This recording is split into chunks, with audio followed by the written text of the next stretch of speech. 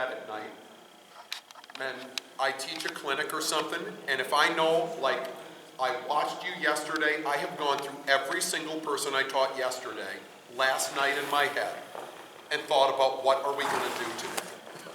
That's me. I lay awake all night and think, what am I going to do with my horses today? You know what you need to do? I want to see the changes that you started doing. You're starting with it. I want to see what you're doing, okay? Because for me, that's a really, really important thing in her future. Changes, huh? That mare's going to trot through the test like, I mean great. You watch. I'm going to be very interested to see how she develops as she gets older. Because there's just certain things about her that just jump out at you. There's just something really good about her. And changes will be some, you know what I mean? Get at it now, right? Because sometimes, heck, you get one of those horses that takes a couple of years to get. It happens. And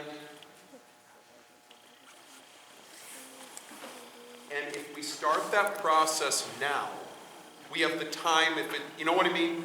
The worst thing is to get to a certain point and go, oh my God, I'm running out of time and my horse doesn't have changes, or my horse doesn't have whatever. You know, and then what do? Then we make bad decisions, right? Then we try to make it happen and ramrod it through, you know what I mean? And then the wheels fall off the bus. So, I've already seen her walking, trotting, cantering, she's a nice horse. Warm her up. And then I want to see you fiddle with your changes the way you've been working, you know? And let me just sort of see what your scheme is, huh? How it works, how it looks, what she does. I've only done it like 4 times. It's okay. The last thing I expect is for her to go across the diagonal, and that's the one thing we don't do with young horses. We do not canter across HXF and try to go flying change at X. No horse can, I've lived with maybe one horse in my life that can do that. We have to do some, you know what I mean? Just canter across the diagonal and move your leg at X. It doesn't, that's not a great way to teach a young horse to do flying changes, because it totally, they get across the middle of the ring and they disconnect. The longer the line goes, the longer the horse gets. But let's warm her up and let's see what the scheme is. What is your favorite exercise routine? Kind of depends on the horse, but I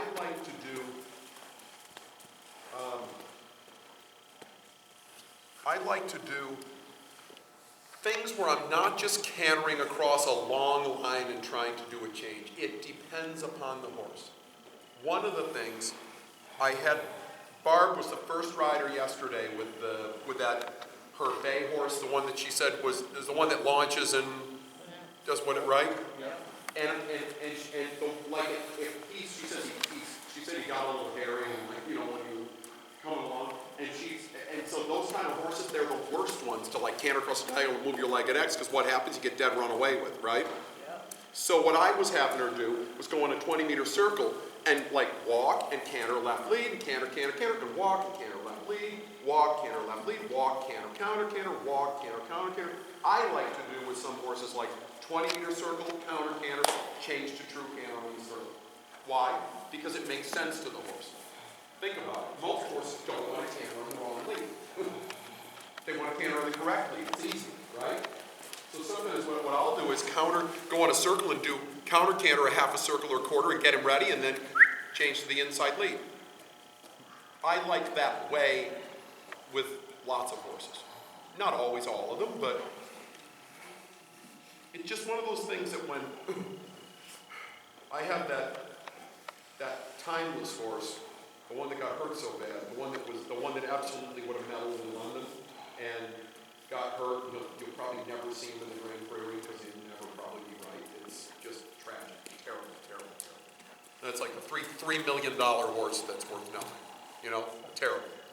Would have won the Olympics.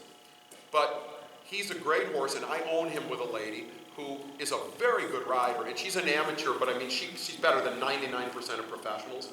She's, you know, Nancy's 63, looks 40, and 5'11" and fit, and she is tough as nails. Man, Nancy Barnes is one hell of a rider. Take her to any show and she rides as good as every professional except for maybe the best 3 or 4, even Lisa Will top 5 years, so she's good. Okay? And she has this horse that she bought at a baby.